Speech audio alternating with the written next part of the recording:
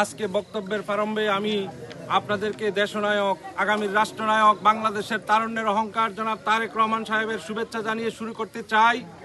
আজকে তারেক রহমান সাহেব কেন এই 7ই জানুয়ারি 2024-এর ভোট বর্জনের ডাক দিলেন, সেই বিষয়গুলো আমাদেরকে লিফলেটের মাধ্যমে এবং ইতিমধ্যেই গণমাধ্যমের কল্যাণে আমাদের কর্ণকুহুরে সেই খবর জনাব তারেক রহমান সাহেব পৌঁছানোর যথেষ্ট চেষ্টা করেছেন।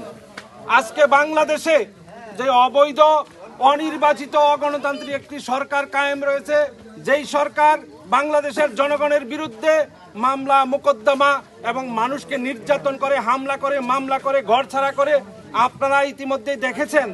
এই দেশের জনগণের বিরুদ্ধে যেই সরকার অবস্থান নিয়েছে, আমাদের সহকর্মীরা মাঠে ঘাটে ধান খেতে রাত্রি যাপন করে আজকে কোন রকম বেঁচে আছে।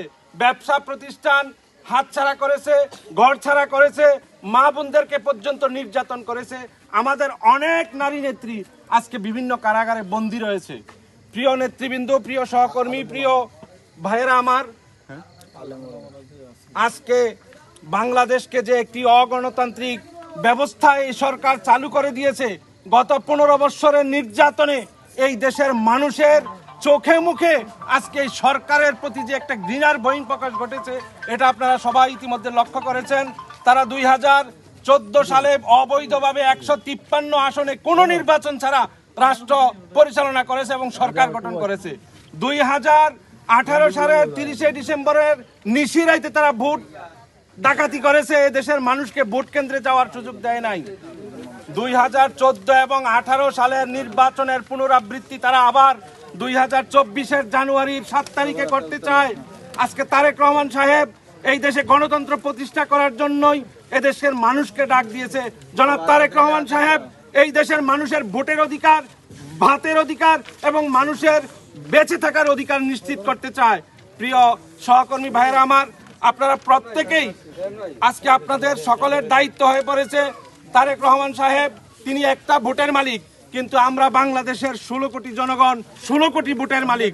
সুতরাং আমাদের গণতন্ত্র লড়াই এবং আমাদের এই গণতন্ত্র পুনঃপ্রতিষ্ঠা এবং আমাদের বেঁচে থাকার যে অধিকার এবং সংগ্রাম, সেটা তারেক রহমানের নেতৃত্বে এই বাংলাদেশে ইনশাল্লাহ গণতন্ত্র পুনঃপ্রতিষ্ঠা হবে এবং অবৈধ এই জালিম সরকারের ইনশাল্লাহ এদেশ থেকে জনগণের আন্দোলনের মুখে, ব্যাপক আন্দোলনের মুখে এদেশ থেকে তারা ভারতে পালিয়ে যেতে বাধ্য হবে। আমি আপনাদেরকে বলতে চাই, মা বোনদেরকে ঘরে ঘরে গিয়ে সবাই আপনারা বুঝাতে হবে, আমি আমার মাকে বুঝাতে হবে, আমি আমার ওয়াইফকে বুঝাতে হবে, এই অবৈধ নির্বাচনকে আমরা বর্জন করতে হবে। আজকে বাংলাদেশে আপনারা লক্ষ্য করে দেখেন, বাংলাদেশের শীর্ষস্থানীয় আলেমরা যারা এই দেশের রাজনীতির র পর্যন্ত কোনোদিন উচ্চারণ করে নাই, আজকে আলেমরা পর্যন্ত বিনা কারণে বছরের পর বছর জেল খাটতেছে। আপনারা দেখেছেন এই দেশে আলেমদেরকে রিমান্ডে নিয়ে ডান্ডা বেরি পড়ানো হচ্ছে। এটি হচ্ছে, এই কারণ হচ্ছে একটি সরকার যখন অবৈধভাবে, অনির্বাচিতভাবে থাকে তখনই শুধু জনগণের উপরে অত্যাচারের স্টিম রোলার চালায়। তাই আজকে আমাদের প্রত্যেকের নিজ নিজ জায়গা থেকে গণতন্ত্র পুনরুদ্ধার সংগ্রামে আমাদেরকে নিজের দায়িত্বেই উপস্থিত হওয়া লাগবে, মানুষকে বুঝাতে হবে।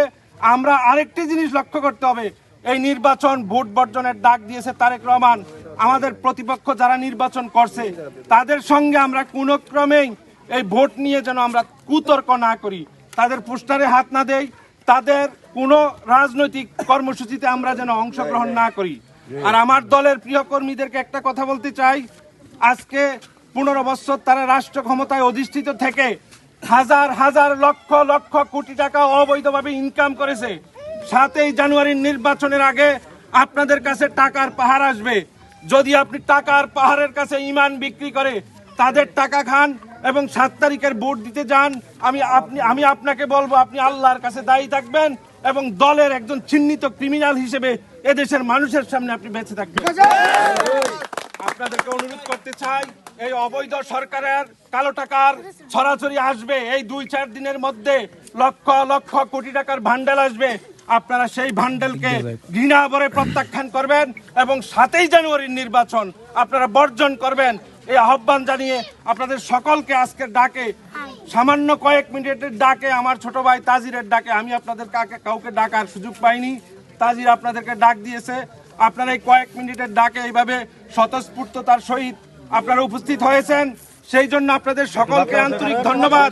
আপনাদের সকলকে আন্তরিক ধন্যবাদ জানিয়ে 7ই জানুয়ারির ভোট বর্জনের আবারও আহ্বান জানিয়ে আমি আমার বক্তব্য শেষ করছি। আল্লাহ হাফেজ।